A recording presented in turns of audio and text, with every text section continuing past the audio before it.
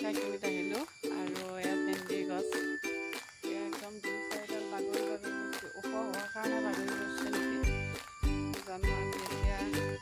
মই নিচিঙো এওঁ চিঙিব ইমান তাকে বহুত খোজাই থাকে সেইকাৰণে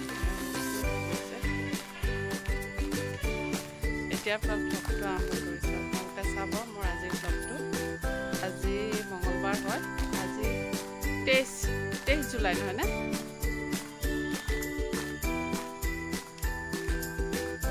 বাগৰি পৰিছে 2-4ডাল ভেন্দি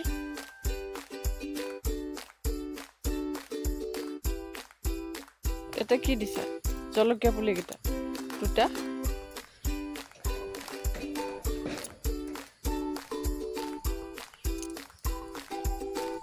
বহুত মহ ইয়াতে বহুত মহ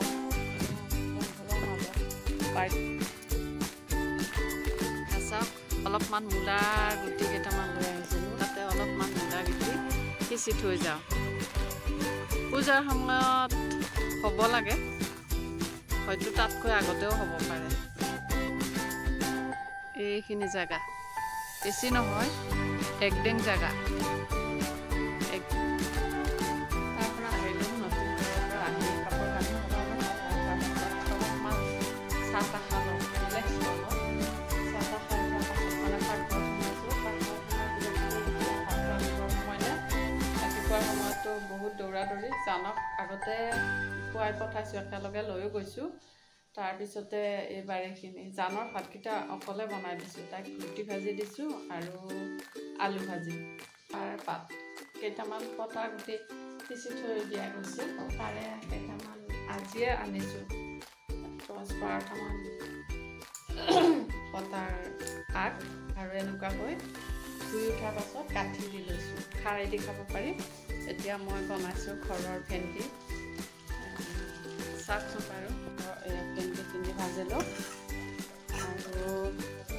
আলু ভাজি এইখিনি সেনেকুৱাকৈ সৰু সৰুকৈ কাটি ভাজিছোঁ তাৰপিছত এয়া ৰঙালাও আৰু আলু তৰকাৰী তাৰপিছত চয়াবিনটো গৰম কৰি মানে বইল কৰি কাটি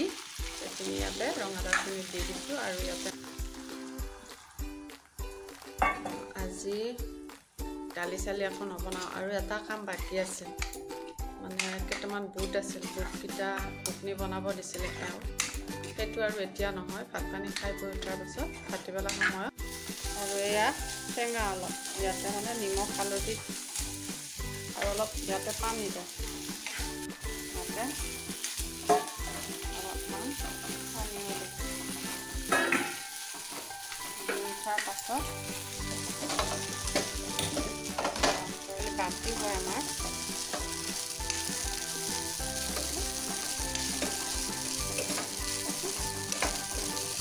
আৰু এইফালে মাছ যে মাছৰ গুড়া হৈছে যিখিনিয়ে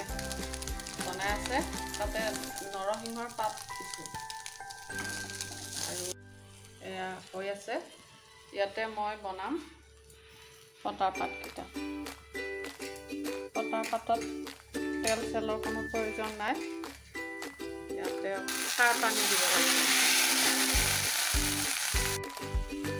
আৰু এয়া মোৰ এয়া টেঙাখিনি হৈ গ'ল ইয়াতে মানে সেউজীয়া সেউজীয়া যিখিনি বস্তু ওলাই আছে এইখিনি হ'ল মান ধনিয়া দিছোঁ মই এতিয়া গেছটো অফ কৰি দিলোঁ বাৰু জোখতে দিব লাগিব হালধি আৰু এয়া খাৰ ৰঙা হৈ গ'ল গেছটো অলপ লাষ্ট হৈ গ'ল আজিৰ থালিখন এইখিনি আলু ভাজি এইখিনি মাছৰ গুড়া এইখিনি ৰঙালাও আলু চয়াবিন ভেন্দি ভাজি আৰু এইখিনি টেঙা মগফলং টেঙা বা মধু হোলেং টেঙা আৰু এয়া আমাৰ নিজৰ ঘৰৰ জলকীয়া আৰু এইটো যে ৰঙা ৰঙা হৈ আছে তেখেতে খাম তাৰপিছত মই সজাইছোঁ এতিয়া 2টা বাজি ইমান গৰম পৰিছে ফেনৰ তলৰ পৰা মানে আহিব ইচ্ছা নাই উপায় নাই চলিয়ে পকতি আৰু নিজৰ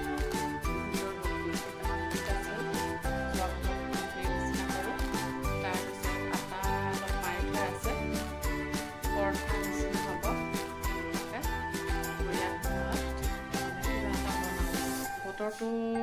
বতাহ দি আছে, ভাল লাগিছে চাওকচোন।